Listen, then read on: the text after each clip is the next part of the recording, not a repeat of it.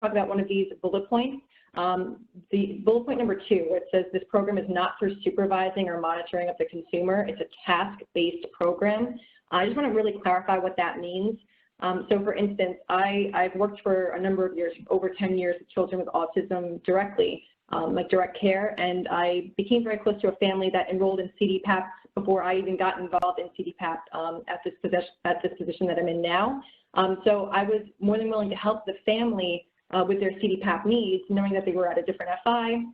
But something that was striking to me was the fact that this consumer, who's an adult child with special needs, he has autism, he has a seizure disorder, he's nonverbal, he's an elopement risk, he has no spatial awareness, and he can't do things like toileting or feeding himself.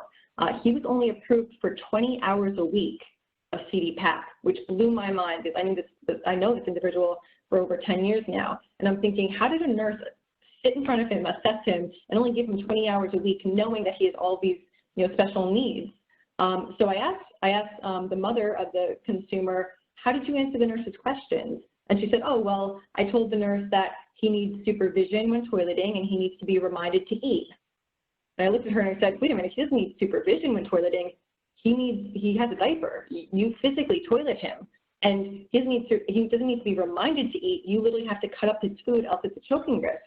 So these are things that the mother wasn't thinking of, because obviously she's got so much on her plate. She's rushing through the assessment and she just wants to get it over with and on to the next thing. But as I broke it down for her, she realized she didn't use the right verbiage, and she really failed to tell her son's story appropriately, which was pretty saddening.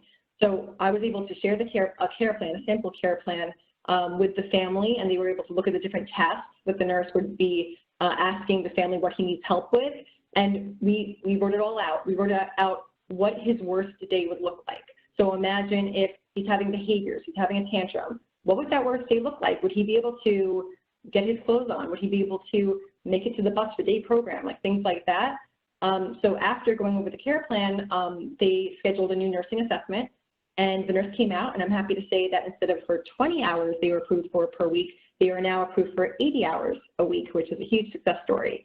So that's why I think it's really important to really loop in people who really understand CDPAP like me and Joe before you get those nursing assessments set up, because you really have one shot to really tell your story. So it's really important that you do it the right way and you do yourself. You don't want to do a disservice to your loved one who needs these services. So loop us in right away. We're happy to help.